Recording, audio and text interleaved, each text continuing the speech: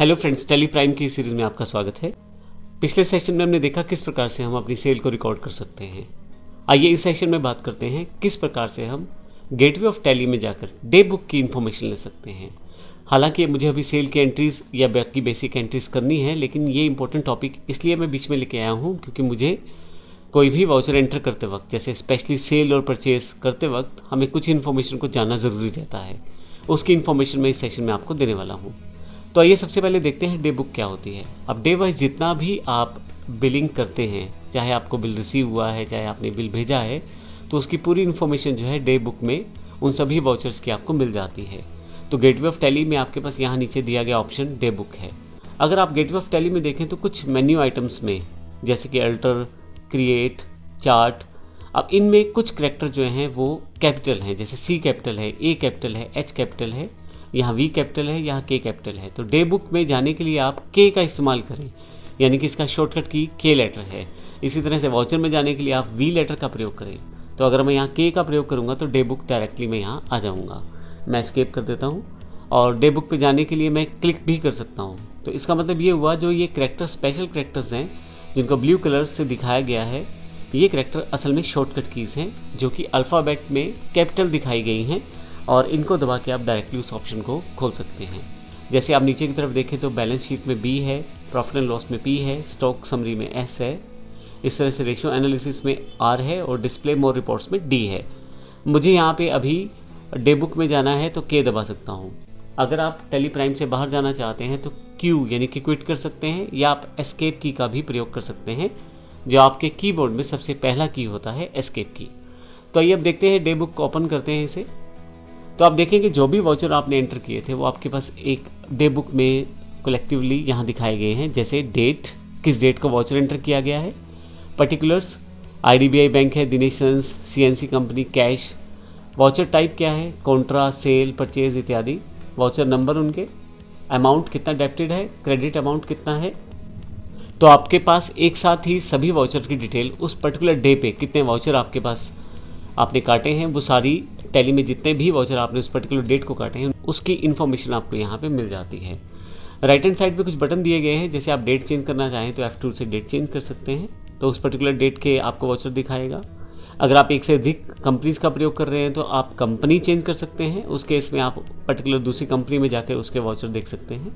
Voucher type आप change कर सकते हैं, जैसे कि मैं सिर्फ कॉन्ट्रा वाउचर देखना चाहता हूँ उस पर्टिकुलर डेट पे, तो मैं कॉन्ट्रा सेलेक्ट कर लेता हूँ, तो कॉन्ट्रा के ही वाउचर मुझे दिखाए गए हैं। फिर से मैं यहाँ से ऑल आइटम्स पे जाऊँ तो सारे वाउचर्स में देख सकता हूँ। आप चाहें तो बेसिस ऑफ वैल्यूज़ के थ्रू भी आप अपनी एंट्रीज़ को कर सकते हैं, जैसे कि यहाँ पे आप अकाउंटिंग एंट्रीज़ को लेना चाहते हैं, ऑल वाउचर्स, इन्वेंट्री एंट्रीज़ को, तो इनको भी आप यहाँ से सिलेक्ट कर सकते हैं। मैं यहाँ से एस्केप करके वापस बाहर आ जाता हूँ। तो ये बेसिक इन्फॉर्मेशन जो हम डे बुक में देख पा रहे हैं उसमें आपके पास डे वाइज, यानी कि 1 अप्रैल को जितने भी वाउचर कटे हैं उनकी इन्फॉर्मेशन यहाँ डेबिट क्रेडिट दोनों तरफ से दिखाई गई है। मैं किसी पुराने वाउचर पे जाना चाहता हूँ, तो जैसे दिनेश सन्स का ये मुझे सेल्स का वाउचर खोलना है, मैं एंटर कर देता हूँ तो मेरे पास उस वाउचर की इन्फॉर्मेशन आ जाएगी। आप देखेंगे तो यहाँ पे क्रिएशन स्क्रीन की जगह अकाउंटिंग वाउचर अल्ट्रेशन स्क्रीन आ गया है। यानी कि पहले जब आप वाउचर क्रिएट करते हैं तो वहाँ पर क्रिएशन स्क्रीन आता है, यानी कि वो वाउचर नया बना रहे होते हैं, लेकिन अब की बार जो आया है वो अल्ट्रेशन, यानी कि पहले से बने हुए वाउचर में अब आप चेंज कर सकते हैं। तो यहाँ पे अगर मैं चेंजेस करना शुरू करूँ तो केवल एंटर करना है। तो यहाँ से एंटर करते हुए मैं सारी इन्फॉर्मेशन को फिर से दोबारा चेक करके फीड कर सकता हूँ। यहाँ पे एक नया ऑप्शन मेरे पास है, हालांकि इसका डे वाइज जो हमारे पास बुक है उससे लेना देना नहीं है, ये एक अलग ऑप्शन है, बिल वाइज डिटेल्स। तो कई सारे स्टूडेंट्स इस जगह जाके कन्फ्यूज हो जाते हैं, बिल वाइज डिटेल कहाँ और क्यों आता है। तो बिल वाइज डिटेल ऑप्शन आपके पास तब इनेबल हो जाएगा अगर आपने दिनेश एंड सन यानी कि पार्टी की लेजर में जाके आपने बिल वाइज डिटेल्स को यस किया हुआ है।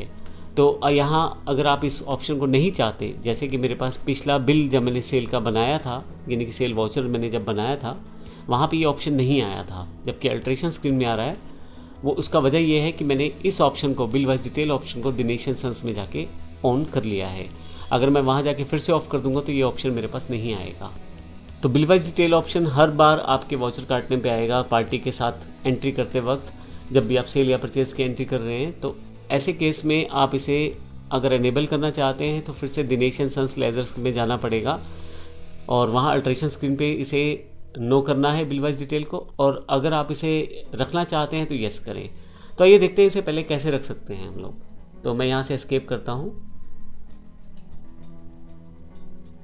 और यहाँ वाउचर पे मुझे कोई चेंज नहीं करना, इसलिए मैं वापस आ जाता हूँ और यहाँ पे अल्टर पे आ जाता हूँ। यहाँ से मैं लेज़र पे, और यहाँ मेरे पास दिनेश एंड सन्स का लेज़र अवेलेबल है, मैं ओपन कर लेता हूँ। तो आप देखिए यहाँ maintain balances bill bye bill मैंने यहाँ येस कर दिया है, जबकि जब मैंने लेज़र बनाया था तब मैंने इसे नो किया था। ये केवल समझाने के लिए मैंने येस किया है। अगर मैं इसे नो कर देता हूँ यहाँ पे और फिर से एंटर करके मैं इसे वापस आ जाता हूँ, और अब अगर मैं चाहे डे बुक से पुराना वाउचर चेंज करूँ या वाउचर पे जाके नया वाउचर इशू करूँ, जैसे कि एग्जांपल यहाँ पे मैं नया वाउचर इशू करता हूँ, तो अब आप देखेंगे कि जब मैं नया वाउचर इशू करूँगा तो यहाँ पे उसकी कोई भी डिटेल मांगी नहीं जाएगी। मैं एक जनरल वाउचर एंटर करने जा रहा हूँ, तो आप देखेंगे एक्सेप्ट तक आ गया है। हालांकि मैंने इस वाउचर को एंटर नहीं किया है, लेकिन कोई भी डिटेल नहीं मांगी गई है जो कि बिल वाइज रिलेटेड हो। मैं वापस एस्केप कर देता हूँ, फिर से मैं यहाँ अल्टर पे आ जाता हूँ, लेज़र पे आ जाता हूँ और दिनेश एंड सन्स पे आ जाता हूँ। अब की बार मैं देखना चाहता हूँ कि अगर मैं येस कर दूँ तो कब कैसे आएगा। तो मैं यहाँ एंटर करता हूँ फिर से सारी इन्फॉर्मेशन। मैंने दिनेश एंड सन्स के लेज़र में जाके, जो कि हमारे डेटर्स हैं, वहाँ पे maintain balances bill bye bill को येस कर दिया है।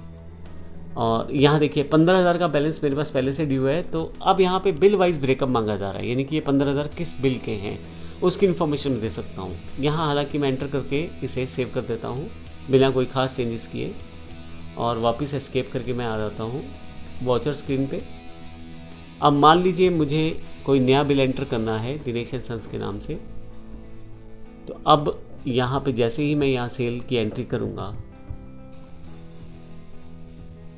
तो टोटल अमाउंट के बाद ये नरेशन से पहले मेरे पास एक स्क्रीन और आ जाएगी, bill wise detail for Dinesh and sons. ये जो 2,000 रुपये मैंने लिए हैं, ये बिल वाइज डिटेल के अंतर्गत मुझे बताना है कि किस चीज़ के हैं। अब देखिए, जब भी दिनेश एंड सन्स की एंट्री करूँगा मैं पेमेंट करते वक्त, सेल करते वक्त, तो ऐसे केस में मेरे से इन्फॉर्मेशन मांगी जाएगी कि वो अमाउंट जो मुझे मिला है या जो सेल मैंने की है वो किस बिल से रिलेटेड है। उस इन्फॉर्मेशन को आप यहाँ मेथड ऑफ एडजस्टमेंट के थ्रू रिकॉर्ड कर सकते हैं टैली प्राइम में। अगर आप एडवांस सेलेक्ट करते हैं तो ऐसे केस में, अभी मैं सेल वाले ऑप्शन में हूँ, लेकिन अगर एडवांस सेलेक्ट करते हैं तो किसी सेल्स ऑर्डर के लिए आप 2,000 रुपये एडवांस ले रहे हैं। अगर आप अगेंस्ट रेफरेंस करते हैं तो इसका अर्थ ये हो सकता है कि आपने पहले कोई बिल लिया था या बिल काटा था, तो ऐसे केस में आप उसके प्रति आप इस अमाउंट को सेटल करना चाह रहे हैं। न्यू रेफरेंस, एक नया बिल आप जनरेट करना चाह रहे हैं, जैसे मैं इस केस में एक नया सेल्स वाउचर मैं एंटर करना चाह रहा हूं, तो ऐसे केस में ये एक नया रेफरेंस से रिलेटेड है। और ऑन अकाउंट का मतलब है कि अभी मेरे पास बिल वाइज डिटेल अवेलेबल नहीं है, लेकिन मैं जो टोटल अमाउंट, जैसे इसका टोटल अमाउंट मान लीजिए 15,000 रुपये है, तो उसमें 2,000 रुपये को एडजस्ट करना चाहता हूँ, यानी कि जिसमें बिल वाइज डिटेल पूरी तरह से अवेलेबल नहीं है, कुछ पिछला बैलेंस है, कुछ नया बैलेंस है, कुछ अमाउंट बिल वाइज नहीं दी गई है, तो कभी आधी बैलेंस दिया गया, कभी पूरा बैलेंस दिया गया। तो ऐसे केसेस में ऑन अकाउंट से मैं उस टोटल अकाउंट को सेटल कर सकता हूँ। लेकिन अभी जो हमारा मोटो है ये है कि केवल मैं समझाना चाह रहा था कि बिल वाइज डिटेल ऑप्शन आपके पास कहाँ से इनेबल डिसेबल होने वाला है। आने वाले समय में बाकी ट्रांजैक्शन के साथ हम इसे प्रॉपर रूप में एक अलग सेशन में समझेंगे, इसका प्रॉपर यूज़ क्या है। और बताने का रीज़न ये है कि कई बार ये स्क्रीन्स आपके पास टैली में डिफ़ॉल्ट रूप से ओपन रहती हैं या आ जाती हैं, तो ऐसे केस में आपके पास एंट्री करना मुश्किल हो जाता है और समझ नहीं आता वो एंट्री में इतनी सारी ऑप्शंस क्यों हैं। तो अभी मैंने बिल वाइज डिटेल ऑप्शन को यहाँ पे छोड़ दिया है, केवल मैंने ब्रीफ इंट्रोडक्शन दिया है और आने वाले सेशन में हम इसे अच्छी तरह से समझेंगे। अब तो मैं इसे एस्केप कर देता हूँ। आने वाले वाउचर्स में जब दिनेश एंड सन्स की एंट्री करूँ ये ना आए मेरे पास, तो इसके लिए मैं लेज़र अल्टर करके मैं इसको चेंज कर देता हूँ। देखिए, इस वाउचर को एंटर नहीं करना, तो मैं एस्केप करके वापस आ जाता हूँ, फिर से अल्टर, और यहाँ पे मेरे पास लेज़र पे जाना है मुझे, दिनेश एंड सन्स के लेज़र पे, और फाइनली मुझे यहाँ पे maintain bills balances bill bye bill को नो करना है और फिर से मुझे इसे सेव कर देना है।